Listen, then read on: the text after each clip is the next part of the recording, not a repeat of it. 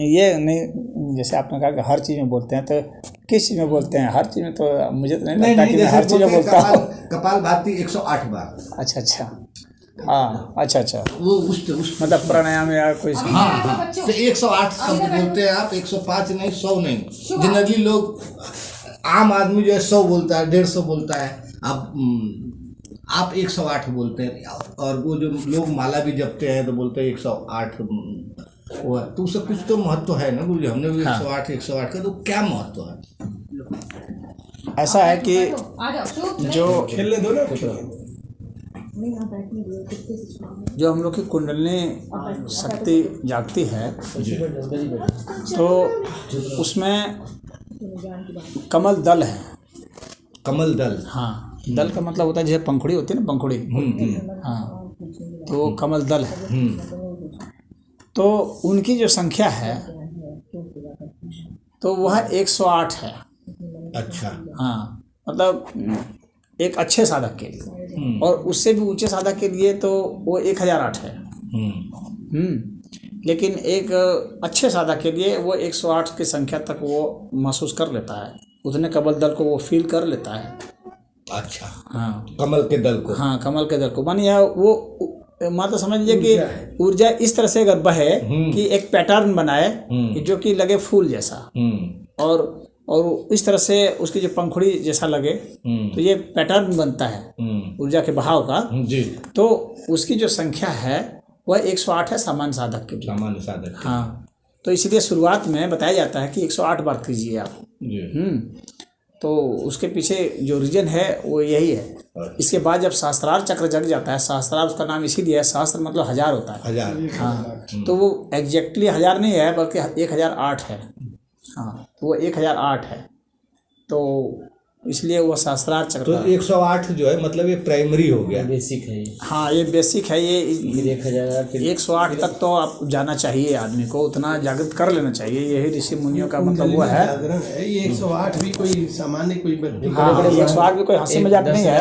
1008, फिर उसके बाद भी एक मंत्र बड़े बड़े जो होते हैं ना, और उसके 1008 है। उसके बाद फिर उसके भी आगे है जहाँ की ये शास्त्र दल कमल समाप्त हो जाएगा। मतलब वो जितना अंदर तक जहाँ माइन्यूटली जाते रहे, वो हो गया। उसके बाद फिर जो है ना कि इस ऊर्जा से आप परे क्षेत्र में चले जाएंगे। ये कुंडलिनी जागरण जितना है ना, ये सब ऊर्जा के क्षेत्र में आते हैं, लेकिन वो सूक्ष्म ऊर्जा है, ऊर्जा के अधिष्ठाता है सब। जहाँ पर आप जाएंगे वहाँ के बाद फिर ऊर्जा का स्रोत भी समाप्त हो जाएगा, वो आदि शक्ति में चले जाएंगे, फिर वहाँ से भी और सूक्ष्म हो जाएगा, शिवत्व में चले जाएंगे।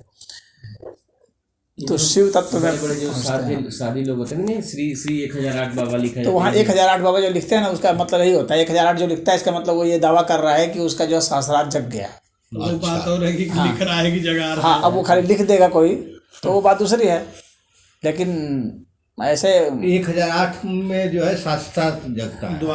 तो वो जो 1008 जो है ना, वास्तव में वो गुरु दिया करता था। वो 1008 की जो उपाधि थी एक तरह से, वो गुरु दिया करता था अपने शिष्य को। इसका 1008 मतलब हो, इसका शास्त्रार्थ जग गया है, तो आप आज से 1008 बाबा मतलब कहलाएगा, 1008 संत कहलाएगा। तो एक तरह से एक गोपनीय ही चीज़ थी, लेकिन इसको लोग तो इस तरह से ऐसे बना दिया जैसे कि BA में जो लिखते हैं उस टाइप से बना दिया है। नहीं वो तो छोड़िए, तो बस वही बता दीजिए। 108 और 1008, तो 108। तो अब इसको इसमें और थोड़ा कर्मकांडी ला दिए हैं। अब जैसे क्या करते हैं, अब वो भी नहीं कर सकते, तो अब क्या करते हैं कि कितना उन्होंने यज्ञ कराया, कितनी जगह जाकर 5 जगह कराया, 6 जगह कराया, तो जितने जगह कराएगा तो उतना, जब 108 करा लेंगे तो कहेंगे अब 108 बाबा हो गया, यानी 108 जगह हम करा दिए। उसको ये नहीं पता है कि वो यज्ञ है, वो आध्यात्मिक शब्द है, वो यज्ञ इस कर्मकांडी का मतलब नहीं है वहाँ। जी, हाँ, तो वहाँ 108 या 1008 जो भी है, तो उतना यज्ञ कराए, मतलब उतनी बार यजन हुआ, इसका मतलब उतनी बार भगवान के दर्शन हुए। हाँ, उस अर्थ में है वो, उतने कमल दल खिले, तो उस अर्थ में था। लेकिन उसको ये लोग इस तरह से बना दिए हैं भौतिक अर्थ में, उसका भौतिक अर्थ नहीं है। तो ये यज्ञ को आप यज्ञ बोल रहे हैं, यज्ञ असली शब्द है क्या गुरु जी? हाँ, यज्ञ जो है ना, वही संस्कृत में तो यज्ञ ही होता है ना। अच्छा, हाँ, यज्ञ होता है। ठीक। उसको हिंदी में ला करके इसको ग बना दिए हैं। हाँ, सब शुभ जो है एकदम बैटरी डाउन हो गई। हाँ चला जाए। अब बाबू बार बार कहे कब चलेंगे डैडी। हाँ, और कुछ आपको कुछ और कुछ पूछना था?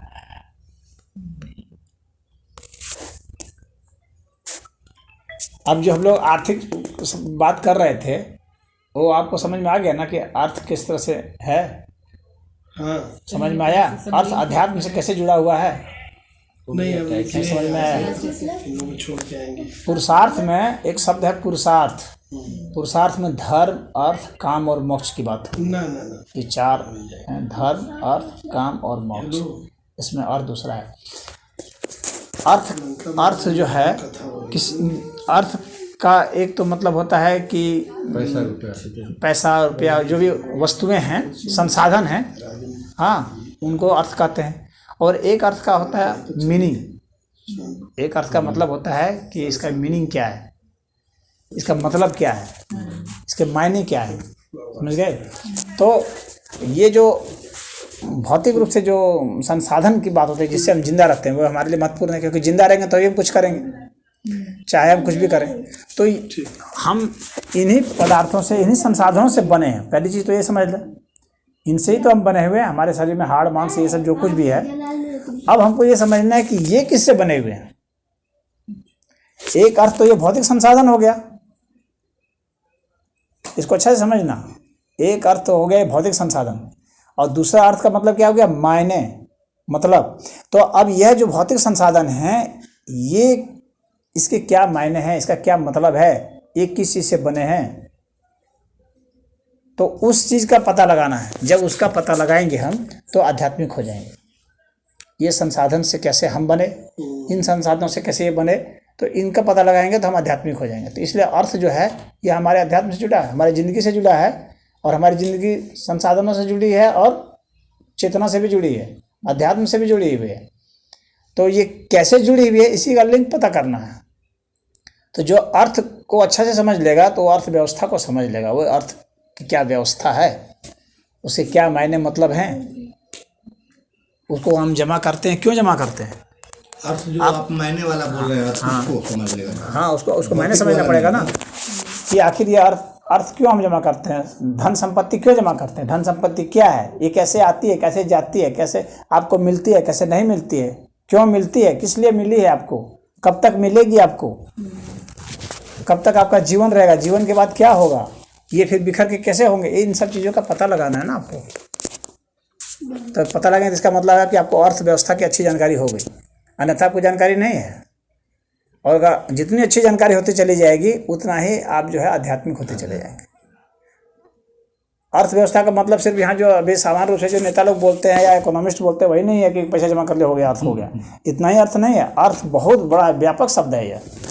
ये आध्यात्मिक शब्द है, ये इसका बहुत बड़ा साहित्य है। ये खाली पदार्थों को इकट्ठा करना नहीं है, ये पदार्थ कैसे बने हैं इसी मतलब रखते हैं। कुछ एक लेकर के जाओ कि थोड़ा गीता पाठ जो है ना, गीता पढ़ो। अब यहाँ से एक थोड़ा मन में एक वो बना के जाओ कि थोड़ा गीता पढ़ेंगे, तब अगली बार जब आओगे गुरु जी के यहाँ तो और अच्छा लगेगा गुरु जी से बात करने में। ठीक है? अच्छा, जैसे हम लोग पूजा वूजा करते हैं यदि बहुत ध्यान से, या कहीं आरती हो रही है, घंटनाद शंखनाद सब ऐसे हो रहा है, और एकदम आप जब लीन हो जाओ, आंख बंद करके प्रेयर करो कुछ, तो ऐसा क्यों होता है कि मतलब पूरे रोम जैसे रोंगटे खड़े हो जाते हैं और आंखों में पानी आ जाना, मतलब मन एकदम भावुक भर सा हो जाता है, जैसे मंदिर में ऐसे हम लोग में एकाग्रता आ जाती है। उस एकाग्रता से हमारे में श्रद्धा आ जाती है। जितनी देर एकाग्रता रहेगी उतनी देर श्रद्धा रहेगी, और जितनी देर श्रद्धा रहेगी उतना ज़्यादा है शरीर में जो है उस तरह के प्रोटीन बनते हैं जो कि हम लोग में रोमांच पैदा कर देते हैं।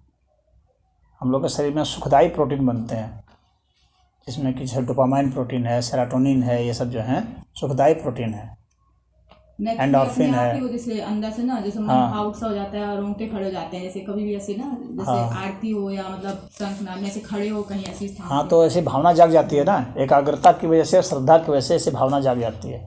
तो वो जितनी ज़्यादा जागेगी और जितनी ज़्यादा देर तक जागेगी, जितनी ज़्यादा और जितनी ज़्यादा देर तक, उतना ही ज़्यादा शरीर में उस तरह के हम लोग के हार्मोन बनते हैं, जिससे कि हम लोग के दुख वाले जो हार्मोन हैं वो एकदम तुरंत वो रिफॉर्म होने लगते हैं, तुरंत बदलने लगते हैं। सुख वाले हार्मोन में दुख और सुख का जो हार्मोन है ना, ये आपस में इंटरचेंजेबल हैं, ये बदल जाते हैं। सुख वाले दुख में बदल जाते हैं, दुख वाले सुख में बदल जाते हैं, ये ध्यान रखना। मतलब मन भरा। हाँ, तो वो सारे बदलने लगते हैं, तो इसीलिए व्यक्ति का व्यक्तित्व बदल जाता है, उसके चेहरे पे चमक वमक आने लगती है, शांत होने लगता है।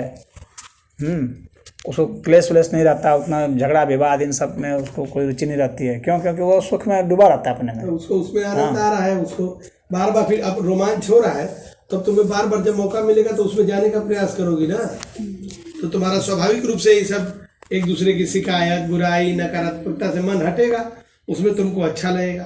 तो वह तुम्हारी बहुत अच्छी आध्यात्मिक यात्रा की ओर शुरुआत है। उसको पकड़ो और उसको अब तुमको अच्छा लग रहा है तो उस चीज को है ना कि आदमी को जो अच्छा लगे बार बार करे। तो जैसे तुमको जब जाती हो तो भावुक हो जाती हो, तो कोशिश करो जल्दी जल्दी जाओ, रोज जाओ, अपने मंदिर में ही करो या जहाँ भी करती हो। फिर धीरे धीरे क्या होगा, ये दुनियादारी से इनके उनके उससे मेरे साथ शुरू से ऐसे होता है, मतलब ये बहुत अच्छी बात है। तो उसमें डूबी है, अब उसमें और आगे उसमें और डूबी है कि अब देखो उसके आगे क्या है। उससे आगे को तो जाना है ना। अब जैसे तुम कह रहे हमको रोमांच होता है, रोमांच तो होता है, पता तो लगा क्यों रोमांच हो होता रहा है, कैसे रोमांच हो रहा है, कहाँ से उसका स्रोत कहाँ से है, कैसे वो आ रहा है, कैसे बन रहा है। कहीं ना कहीं से विद्युत आ रही है ना, करंट आ रहा है ना, रोमांच का करंट होता है, विद्युत होता है। तो कैसे विद्युत आ रहा है, कहाँ से कहाँ तक आ रहा है, इसका पता लगाओ। कितनी मात्रा में आ रहा है, उसकी मात्रा लगातार बढ़ती चली जाती है।